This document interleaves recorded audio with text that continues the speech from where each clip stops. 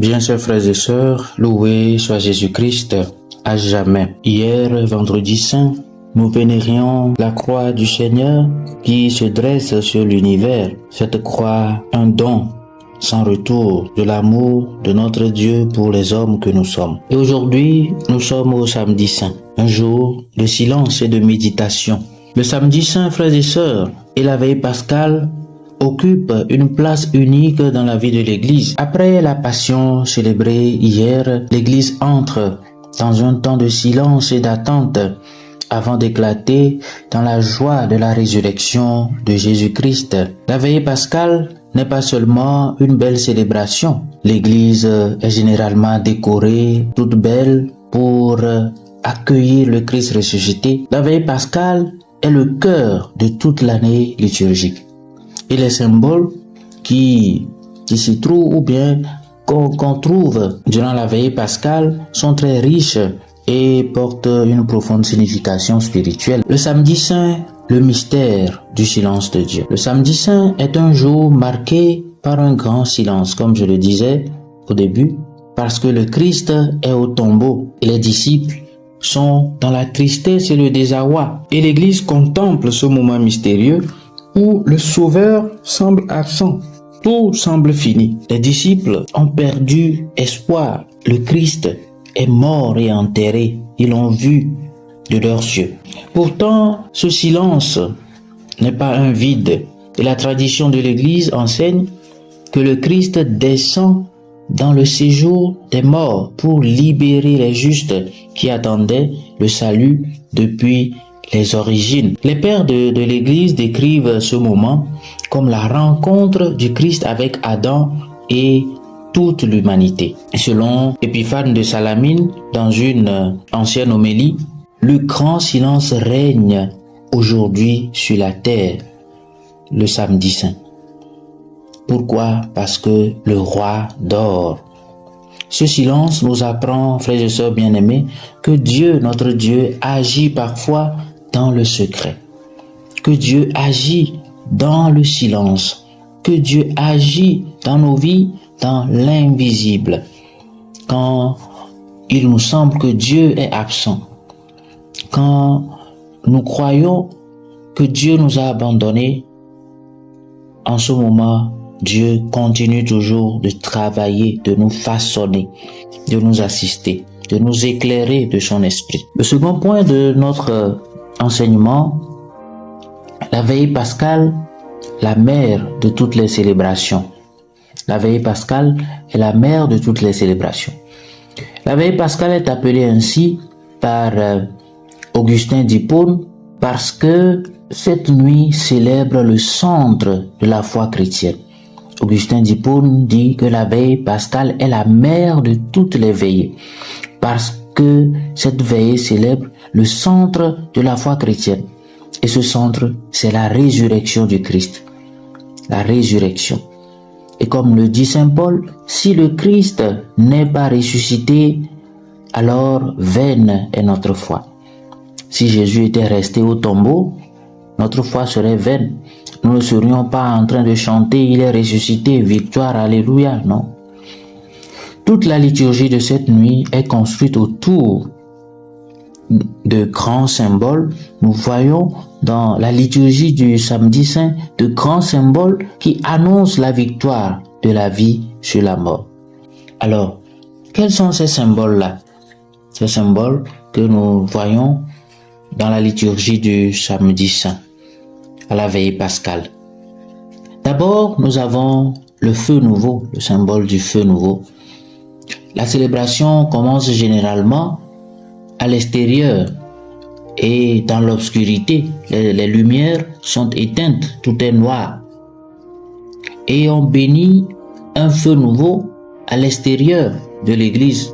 Et ce feu symbolise la puissance de Dieu. Ce feu symbolise la vie nouvelle. Ce feu symbolise la lumière qui chasse les ténèbres. Le cinquième couplet de Les Outrettes, version française, qui éclate dans le ciel, dit que brille à tout jamais cette lumière, une lumière qui chasse les ténèbres. Dans la Bible, Dieu se manifeste souvent par le feu. Nous nous rappelons bien du buisson ardent, la rencontre de Moïse avec Dieu dans le buisson ardent. La colonne de feu qui guidait les Israélites à travers le désert. Et bien évidemment, au jour de Pentecôte, l'Esprit Saint qui est descendu sur les apôtres sous forme de langue de feu. Voilà. Et le feu pascal annonce, frères et sœurs, que la résurrection est une nouvelle création. La résurrection est une nouvelle création. Le symbole du siège pascal, la bougie pascale. À partir du feu nouveau allumé, on allume aussi le siège pascal, symbole du Christ ressuscité.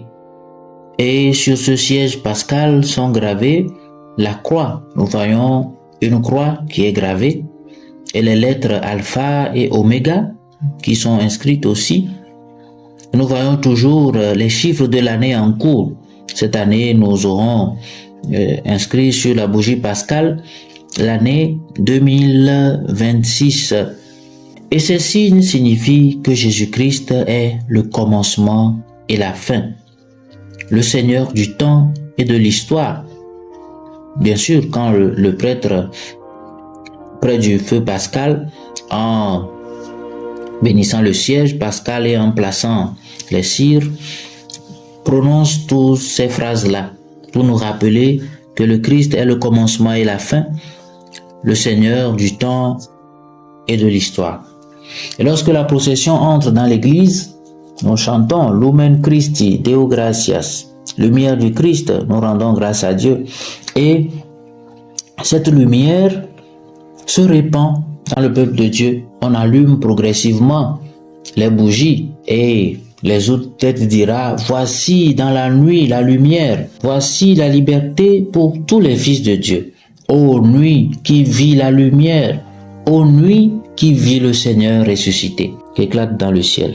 Le deuxième couplet de l'exultète. Et nous venons donc à l'exultète même en question. Après l'entrée du siège pascal, l'église chante ce grand chant de louange appelé exultète. Qu'éclate dans le ciel la joie des anges, qu'éclate de partout la joie du monde, qu'éclate dans l'église la joie des fils de Dieu. La lumière éclaire l'église, la lumière éclaire la terre, peuple chanté. Et nous répondons, nous te louons, splendeur du Père, Jésus, Fils de Dieu. Bien sûr, ça dépend de la version que le célébrant aura choisie pour les exultètes. Et ce chant proclame la joie de la résurrection et rappelle toute l'histoire du salut. Il contient cette expression très profonde. Heureuse faute d'Adam qui nous a valu un tel Rédempteur. Cela nous fait voir, ou bien cela signifie que Dieu peut transformer même le péché en occasion de salut. Si la faute d'Adam nous a valu un si grand sauveur, nous devons comprendre que Dieu peut transformer même le péché en occasion de salut. Après les exultètes, nous méditons la parole de Dieu, la liturgie de la parole, qui retrace l'histoire du salut. La veille pascale propose plusieurs lectures bibliques qui retracent l'histoire du salut. Et ces lectures montrent comment Dieu prépare progressivement la venue du Christ. Nous lisons le récit de la création du monde. Et Dieu dit, il y eut un soir, il y eut un matin. Le sacrifice d'Abraham, autant pour moi, le sacrifice d'Abraham, Isaac, la traversée de la mer Rouge, et nous lisons bien évidemment les promesses des prophètes, les prophètes qui ont annoncé la venue du Sauveur. Tous ces événements trouvent leur accomplissement en Jésus-Christ, qui est le Sauveur du monde, qui vient nous apporter la lumière, qui vient nous tirer des ténèbres pour nous donner d'entrer dans sa lumière. Voilà. Ensuite, nous avons la liturgie du baptême. Après l'homélie, la liturgie baptismale, qui est l'un des moments les plus forts de la veille pascale. Nous vivons cette liturgie et s'il y a tous ces sacrements, les sacrements célébrés, nous chantons aussi la litanie des saints pour montrer que l'Église du ciel est en communion avec l'Église pèlerine et bien sûr l'Église souffrante aussi pour chanter la joie de la résurrection. Et l'eau utilisée pour baptiser, l'eau qui sera bénie et qui servira à asperger le reste du peuple de Dieu et nous rappeler notre baptême. Cette eau-là symbolise la purification. La purification, la vie nouvelle en Jésus-Christ, la renaissance, nous renaissons de nouveau. Nous savons que le baptême, c'est une nouvelle naissance. Dans la Bible, l'eau est liée à plusieurs événements dans l'histoire du salut. Au début de la création, l'eau était là et l'Esprit de Dieu planait sur les eaux de la création. Nous rappelons des eaux du déluge, la mer Rouge, la traversée de la mer Rouge et le baptême de Jésus dans le Jourdain. Et nous, chrétiens, par le baptême, nous mourons avec le Christ et nous ressuscitons avec lui pour une vie nouvelle. Le baptême nous plonge dans la mort avec le Christ et nous ressuscitons avec lui. Alors, frères et sœurs, comment devons-nous comprendre ce grand mystère que nous célébrons le samedi saint? Quel est le sens spirituel de tout cela pour les chrétiens que nous sommes aujourd'hui? Nous devons savoir que tous ces symboles ne sont pas seulement des rites liturgiques. Il ne suffit pas seulement de porter une tenue blanche, d'avoir une bougie dans les mains pour venir chanter Alléluia avec un mouchoir, danser. Oui, c'est bien, nous chantons le ressuscité. Mais nous devons comprendre que ces symboles nous parlent de notre propre vie spirituelle. Parce que chaque chrétien traverse aussi des nuits, comme les Israélites ont traversé la nuit, ont attendu le Sauveur. Chacun de nous traverse des épreuves, des moments de silence comme le samedi saint, des moments où tout semble fini pour nous, des moments où Dieu semble absent dans nos vies. Mais la résurrection nous rappelle une grande vérité. Dieu peut transformer nos nuits en lumière. Et comme nous le disons aussi dans plusieurs chants, là où les forces de l'homme semblent abandonner, là où tout semble fini pour nous, c'est là où Dieu se révèle. La foi chrétienne, frères et sœurs, est une foi d'espérance. Nous espérons. Bien-aimés, le samedi saint nous apprend à attendre dans le silence et la confiance. Nous attendons la résurrection. Et nous croyons que le Christ est ressuscité. Le samedi saint donc nous apprend à attendre Dieu dans le silence et la confiance. Et la veillée pascale nous révèle que la lumière triomphe toujours des ténèbres. La lumière triomphe toujours des ténèbres. Quelle que soit l'épaisseur des ténèbres, quand la lumière vient, elle triomphe toujours. Et comme je le disais plus haut, le 5e couplet de l'Exultet, version qui éclate dans le ciel, dit que brille à tout jamais cette lumière, que brille dans nos cœurs la joie du Père, que brille dans l'Église la joie des fils de Dieu. Ô nuit si lourde de mystère, ô nuit si riche de clarté, ô nuit d'amour.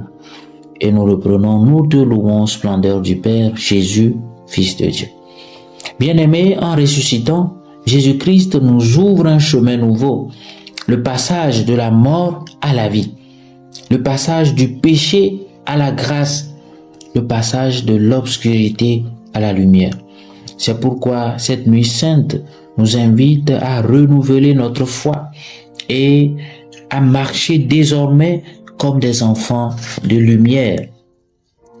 Que le Christ ressuscité brille à tout jamais dans nos vies, qu'il chasse les ténèbres de nos vies et que nous puissions marcher dans la sainteté vers la Jérusalem céleste.